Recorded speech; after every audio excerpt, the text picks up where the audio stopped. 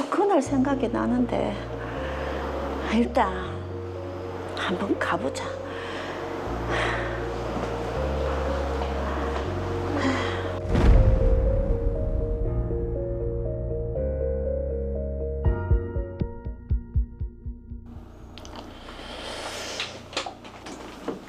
교통사고를 당하셨다고요? 네. 남편이 세상 떠난 지 며칠 되지 않아 비가 많이 오던 날이었어요. 혼자 자동차를 몰고 가다가 갑자기 뛰어든 아이 때문에 급하게 핸들을 꺾으면서 차량이 전복됐는데 그때 구급차가 올 때까지 차 안에 갇혀 있었거든요. 그날 이후로 지나가는 차만 보면 불안해지고 자동차 비슷한 소리만 들려도 심장이 뛰어요. 엘리베이터 같은 공간에서도 숨이 차고요. 교통사고 당시에 힘든 기억을 갖게 되셨네요. 그 증상들이 점점 심해지고 있어서 혹시 약이라도. 예, 약 처방해 드리겠습니다. 그리고 상담도 당분간은 꾸준히 오시고요. 약을 드시면 불안 증세가 많이 나아지실 겁니다. 대신 낮에도 졸리거나 하는 그런 증상이 있을 수 있으니까 잘 한번 지켜보시고요. 혹시 치료비는? 정신과는 비싸다고 해서. 교통사고 후유증이니까 아마 가입한 운전자 보험이 적용될 겁니다. 아이고, 감사합니다. 감사합니다.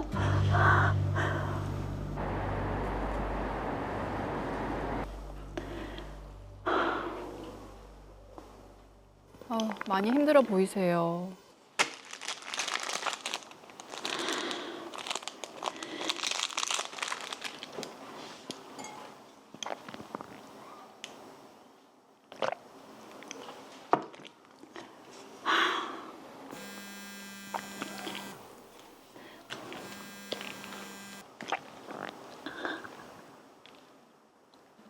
예?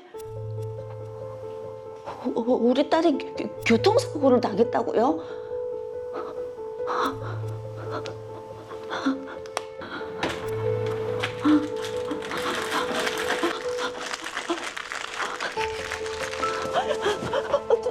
정희야, 괜찮나? 엄마. 빗길에 차가 미끄러져서 접촉사고가 좀 났다. 병원에서 2주 정도만 입원하면 된단다. 네, 괜찮다, 엄마. 엄마도 많이 놀랬구나. 차 사고라고 하니까. 엄마, 엄마 괜찮나? 약은 먹었나? 엄마 괜찮다. 네 몸부터 생각해라.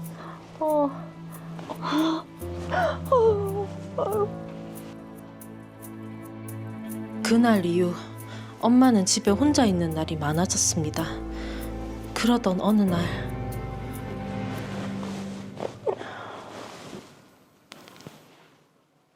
응? 엄마가 왜 안 오지?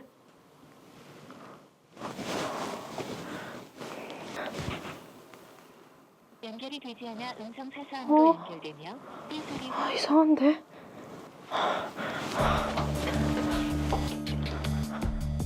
응? 엄마! 엄마! 엄마! 119. 네, 119죠. 여기 사람이 쓰러졌는데요. 네. 구급차를 급히 불렀지만 엄마는 그대로 세상을 떠났습니다. 저희 엄마 보험금을 좀 신청하려고 하는데요. 아, 네. 추진 서류를 봤는데 어머님이 가입한 보험약관에는 교통사고로 발생한 상해의 직접 결과로서 사망한 경우에만 보험금을 지급한다는 특약이 있습니다. 그래서 저희는 보험금을 지급할 수가 없습니다. 아니, 저희 엄마는 교통사고 후유증으로 정신과 치료를 받다가 그런 일이 벌어진 거잖아요. 그러니까 교통사고로 발생한 일이 맞죠? 보험금 주세요. 약관상 저희는 드릴 수가 없습니다.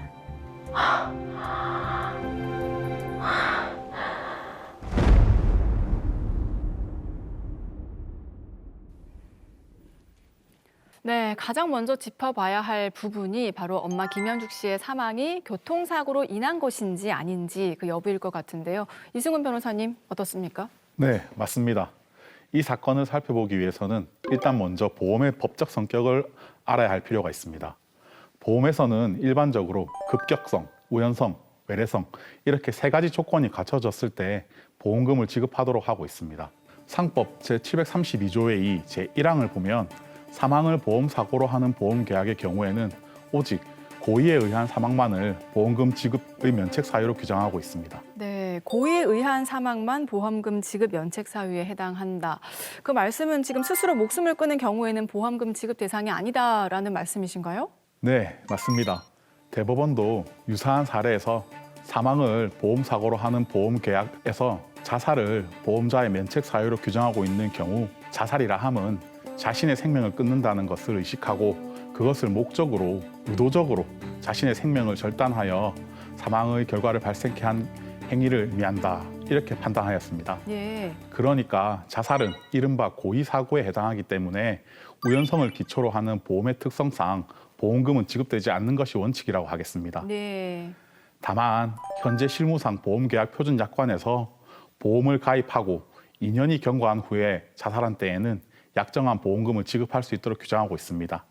그렇기 때문에 보험약관을 자세히 살펴봐야 할 것입니다. 그럼 지금 김영주 씨의 사망을 좀 어떻게 봐야 할지 좀 살펴봐야 되는데 제가 볼 때는 교통사고가 있었고 그 후유증으로 우울증이 왔습니다.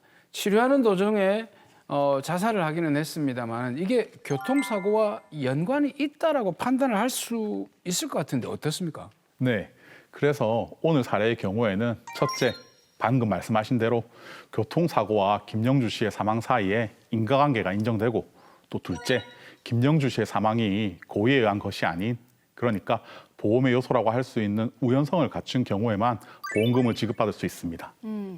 자, 그러면 고의가 아니라 이게 우울증 때문에 우연하게 발생한 사고라는 것을 지금 딸 박정희 씨가 입증을 해야 되겠네요. 네, 맞습니다. 그런데 김영주 씨가 가입했던 운전자 보험 특약사항을 보니까 교통사고로 발생한 상해의 직접 결과로서 사망한 경우에는 보험금을 지급한다고 규정하면서 보험금을 지급하지 않는 사유, 즉 보험금 지급 면책 사유로는 앞서 말씀드린 대법원의 판례처럼 피보험자가 고의로 자신을 해친 경우라고 규정되어 있습니다.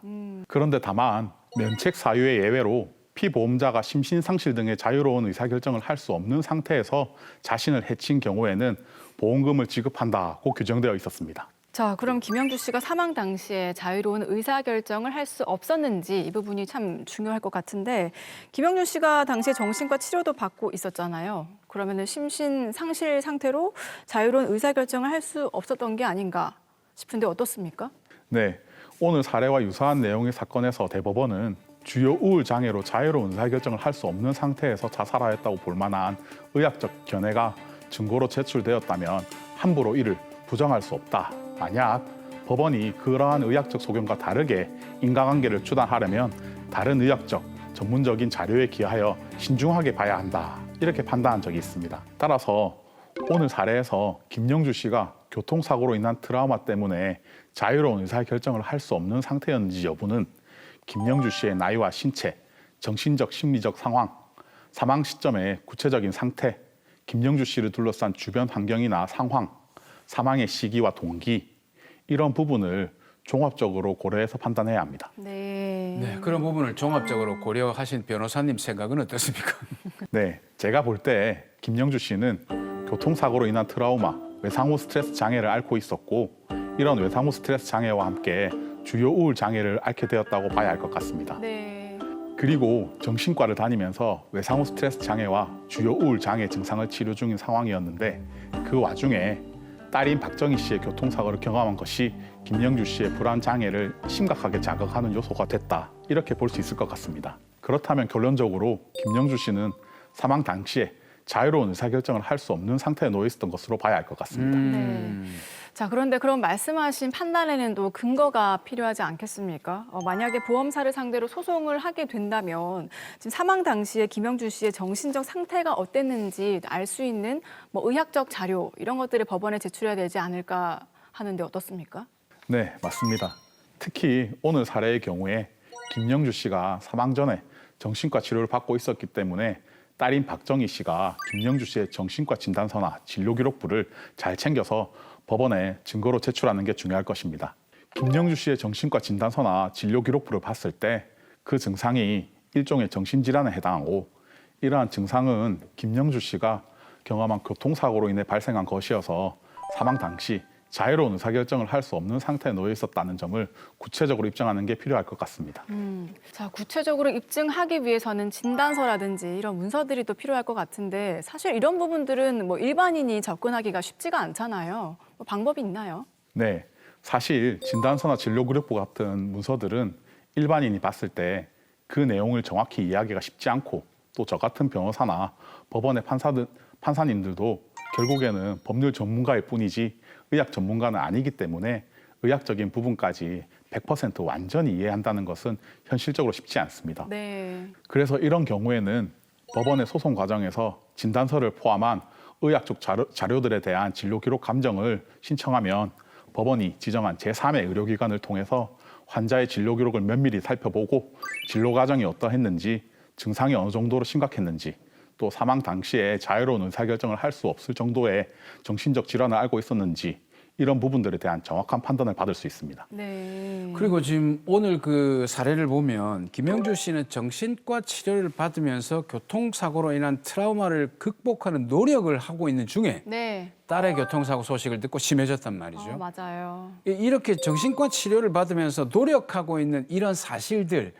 이런 거는 고려 대상이 되지 않습니까? 아주 중요한 지적을 해주셨는데 김영주 씨가 교통사고 이전에는 정신질환을 겪은 적이 없고 교통사고 이후에도 정신과 치료를 받으면서 자신의 정신질환을 치료하려고 노력했었다는 부분, 그리고 김영주 씨가 자살을 시도한 적도 없었다는 것을 증거와 함께 법원에 현출하는 게 필요할 것 같습니다. 지금 보면 또 김영주 씨는 정신과 치료를 받을 때 교통사고 후유증을 원인으로 해서 이미 운전자 보험을 적용받았습니다. 따라서 김영주 씨가 사망 전에 운전자 보험을 적용받을 때 보험사에 제출한 서류나 해당 보험사에 정신과 치료비 지급 관련 서류를 한번 살펴볼 필요가 있을 것 같습니다. 네. 자, 그런데 이제 한 가지 궁금한 게 있어요. 김영주 씨가 이제 살아생전에 정신과 치료를 받으면 보험사에 그 보험금 지급 요청을 했을 거 아니에요. 이야, 네. 오랜만에 예리한데요. 저의 질문 혹시 예측하셨나요? 아니요, 오랜만에 예리해서 놀랐어요. 근데 생각해보면 이렇게 만약에 소송을 하게 된다면 보험사에서 이런 서류들을 제출을 해야 되는데 본인들에게 불리하기 때문에 제출을 안 할 수도 있지 않습니까? 그런 경우에는 박정희 씨가 문서 제출 명령 신청을 통해서 보험사로 하여금 보관하고 있는 서류를 법원에 제출할 수 있도록 할 수 있습니다. 우리 민사소송법 제349조를 보면 당사자가 법원의 문서 제출 명령에 따르지 않는 때에는 법원이 문서의 기재에 대한 상대방의 주장을 진실한 것으로 인정할 수 있다고 규정되어 있습니다. 네. 그렇기 때문에 만약 보험사가 법원의 문서 제출 명령 이후에도 김영주 씨 관련해서 보관하고 있는 서류를 법원에 제대로 제출하지 않으면 박정희 씨는 어머니 김영주 씨가 교통사고 이후에 정신과 치료를 받으면서 자신의 정신질환을 치료하려고 노력했다는 것을 진실로 인정해달라고 법원에 요청할 수 있습니다. 아, 근데 이게 보험 분쟁이 발생했을 때 보험금 금액이 크면 사실 소송을 해서 얻을 수 있는 이익이 충분한데 금액이 너무 적으면 소송을 하면 그 비용 자체가 부담스러울 수도 있지 않습니까? 그렇죠. 모든 그 법적 그 절차에 보면은 뭐 화해 조정 뭐 이런 것들이 앞에 있지 않습니까? 이런 거는 조정 절차 같은 건 없습니까? 사실 소송을 한다는 게 쉬운 결정은 아닙니다. 그래서 소송 외에 분쟁 해결 방법이 있다면 그러한 절차를 먼저 고려해 보시는 것도 좋습니다. 우리나라에는 금융감독원 산하에 금융분쟁조정위원회를 두고 있습니다. 그리고 한국소비자원 산하에 있는 소비자 상담센터에 민원을 제기하면 소비자 분쟁조정위원회를 통해서 보험 관련 분쟁을 해결하실 수도 있습니다. 네. 다만 이런 위원회들은 모두 조정 절차이기 때문에 강제성이 없고요. 위원회에서 제대로 협의가 이루어지지 못하는 경우에는 결국 민사소송을 하실 수밖에 없습니다.